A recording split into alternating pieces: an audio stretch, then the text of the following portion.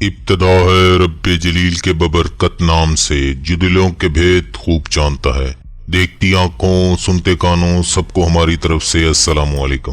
ایک نئے دن اور ایک نئی ویڈیو کے ساتھ آپ کا یہ دوست دنیا بھر کے تمام ویورز کی خدمت میں ادب عرض کرتا ہے۔ قائد اعظم محمد علی جناح کے پاس چند مسلمان طالب علم آئے۔ وائسرائے نے ہندوستان میں سائیکلوں پر بتیاں لگانے کا حکم دے رکھا تھا۔ یہ حکم قانون کی حیثیت رکھتا تھا۔ مسلمان اور ہندو انگریز سے آزادی چاہتے تھے، چنانچہ یہ اکثر سرکاری احکامات کی خلاف ورزی کرتے رہتے تھے۔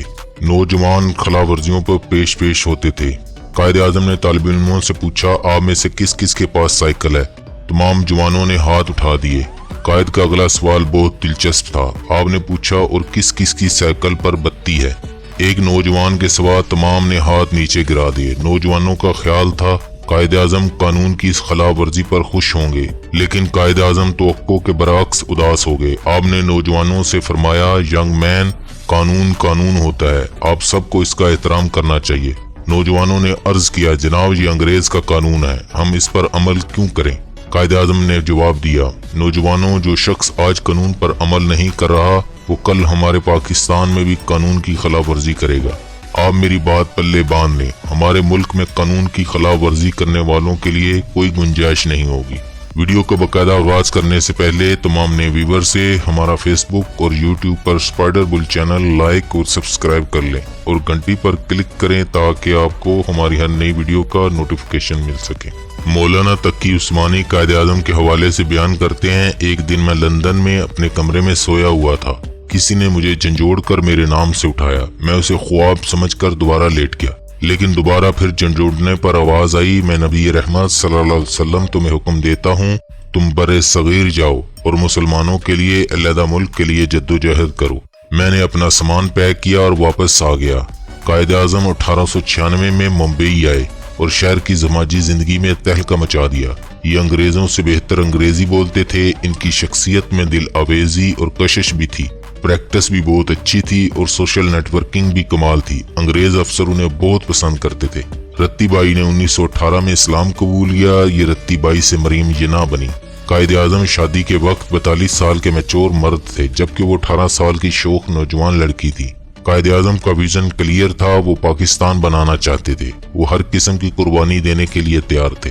قائد انتہائی مصروف تھے، چنانچہ وہ انہیں زیادہ وقت نہ دے سکے۔ وقت کی اس کمی نے مریم جناح کو بیمار کر دیا اور یہ بیماری انہیں 29 سال میں دنیا سے لے گئی۔ قائد اعظم کو لوگوں نے زندگی میں صرف ایک بار روتے دیکھا اور وہ مریم جناح کے انتقال کا موقع تھا۔ بڑی شخصیات کی عظمت کا اندازہ ان کی زندگی کے چھوٹے چھوٹے واقعات سے ہوتا ہے۔ اگر ہم قائد اعظم کی زندگی کے چھوٹے چھوٹے واقعات کا جائزہ لیں تو وہ اپنے عہد کے تمام اکابرین سے بلند نظر آتے ہیں۔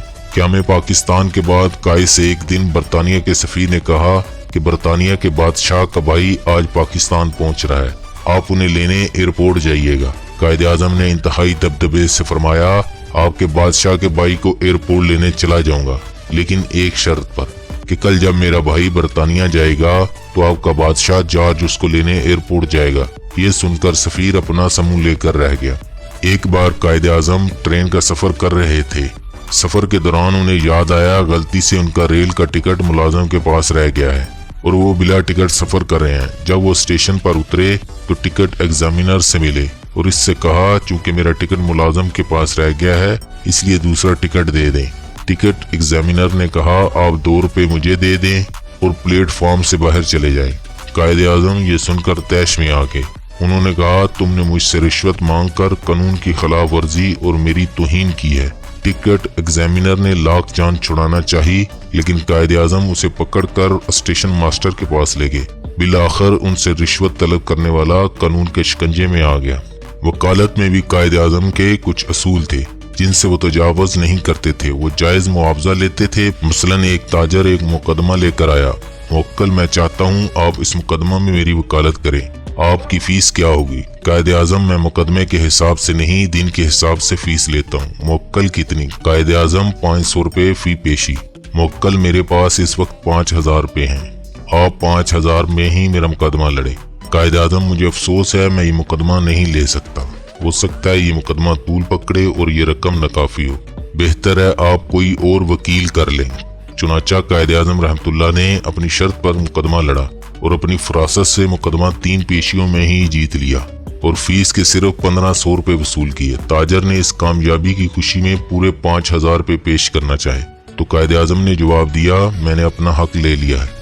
ایک دفعہ قائد اعظم کے ملازم نے وزٹنگ کارڈ آپ کے سامنے رکھا کہ یہ شخص آپ سے ملنا چاہتا ہے۔ آپ نے کارڈ پھاڑ کر پھینک دیا اور فرمایا، اسے کہو آئندہ مجھے اپنی شکل نہ دکھائے۔ یہ شخص آپ کا بھائی تھا اور اس کا قصور صرف اتنا تھا، اس نے اپنے card per Brother of Quaid Azam لکھوا دیا تھا۔ قائد اعظم کے دفتر کا فرنیچر آرڈر کیا گیا جو کہ 37 روپے تھا۔ آپ کو خزانے سے ادائیگی کے لیے دستخط کرنے کے لیے پیش کیا گیا۔ آپ نے بل دیکھا تو پوچھا، اس میں 7 روپے کی فالتو کرسی کیوں آرڈر کی ہے؟ سیکرٹری نے کہا، سر یہ فاطمہ جناح صاحبہ کے لیے ہے، جب وہ دفتر آتی ہیں تو ان کے بیٹھنے کے لیے منگوائی ہے۔ قائد اعظم نے 7 روپے کاٹ کر 30 روپے کا بل منظور کرتے ہوئے فرمایا، اگر فاطمہ کو کرسی کی ضرورت ہے تو کرسی کے 7 روپے فاطمہ سے وصول کرو، قومی خزانہ نہیں دے گا۔ پاکستان کی پہلی کابینہ کا اجلاس تھا۔ ADC نے پوچھا، سر اجلاس میں چائے سرو کی جائے یا کافی؟ قائد اعظم نے سخت لہجے میں فرمایا، جس وزیر نے چائے کافی پینی ہو وہ گھر سے پی کر آئے یا پھر واپس جا کر پیے۔ قوم کا پیسہ قوم کے لیے ہے، وزیروں کے لیے نہیں۔ اس حکم کے بعد جب تک قائد اعظم برسرے اقتدار رہے، کابینہ کے اجلاسوں میں سادہ پانی کے سوا کچھ سرو نہ کیا گیا۔ آپ زیارت میں مقیم تھے، یہ قائد اعظم کی بیماری کے دن تھے۔ زیارت میں سردی پڑ رہی تھی۔ کرنل الہی بخش نے نئے موزے پیش کر دیے، دیکھے تو بہت پسند فرمائے۔ ریٹ پوچھا، بتایا 2 روپے۔ گھبرا کر بولے، کرنل یہ تو بہت مہنگے ہیں۔ عرض کیا، سر یہ آپ کے اکاؤنٹ سے خریدے گئے ہیں۔ فرمایا، میرا اکاؤنٹ بھی قوم کی امانت ہے، ایک غریب ملک کے سربراہ کو اتنا عیاش نہیں ہونا چاہیے۔ زیارت ہی میں ایک نرس خدمت سے متاثر ہوئے اور اس سے پوچھا، بیٹی میں تمہارے لیے کیا کر سکتا ہوں؟ نرس نے عرض کیا، سر میں پنجاب سے ہوں، میرا سارا خاندان پنجاب میں ہے، میں اکیلی کوئٹہ میں نوکری کر رہی ہوں، آمرین ٹرانسفر پنجاب کرا دے۔ اداس لہجے میں جواب دیا، سوری بیٹی یہ محکمہ صحت کا کام ہے، گورنر جنرل کا کام نہیں۔ پھاٹک والا قصہ تو کون نہیں جانتا، گل حسن نے آپ کی گاڑی گزارنے کے لیے ملیر ریلوے کا پھاٹک کھلوا دیا تھا۔ آپ کا چہرہ غصے سے سرخ ہو گیا، پھاٹک بند کرانے کا حکم دیا اور فرمایا، اگر میں ہی قانون کی پابندی نہیں کروں گا تو پھر کون کرے گا؟ آپ صبح کے وقت گھر کے کسی الگ کمرے میں چلے جاتے تھے، سجدے میں گر جاتے تھے اور اللہ تعالیٰ سے رو رو کر دعا کرتے تھے۔ اس دوران کسی کو آپ کے کمرے میں آنے کی اجازت نہیں تھی۔ یحییٰ بختیار آپ کی تصویر بنانے کے لیے کیمرہ لے کر آپ کی رہائش گاہ پر چلے گئے۔ قائد اعظم اس وقت احادیث کی کوئی کتاب پڑھ رہے تھے۔ یحییٰ بختیار نے کوشش کی وہ آپ کی کوئی ایسی تصویر بنا لے جس میں کتاب اور اس کتاب کا ٹائٹل فوکس ہو جائے۔ قائد اعظم نے کتاب میز پر رکھ دی اور فرمایا، میں اس مقدس کتاب کو پبلسٹی کا موضوع بنانا پسند نہیں کرتا۔ قائد اعظم نے 3 مارچ 1941 کو عصر کی نماز کے لیے لاہور ریلوے اسٹیشن کے سامنے کسی مسجد میں تشریف لے گئے۔ آپ داخل ہوئے تو مسجد کھچا کھچ بھری ہوئی تھی۔ لوگوں نے قائد اعظم کو دیکھ کر راستہ دینا شروع کر دیا، مگر آپ پچھلی صف میں ہی بیٹھ گئے۔ نماز کے بعد لوگ آپ کے جوتوں کی طرف لگ گئے، مگر آپ نے فوراً جوتے اٹھا لیے اور مسجد سے باہر نکل کر اپنا جوتا خود پہنا۔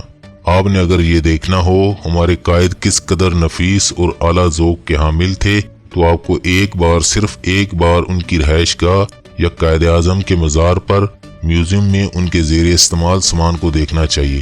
آپ ان کے حسن ذوق کے دیوانے ہو جائیں گے۔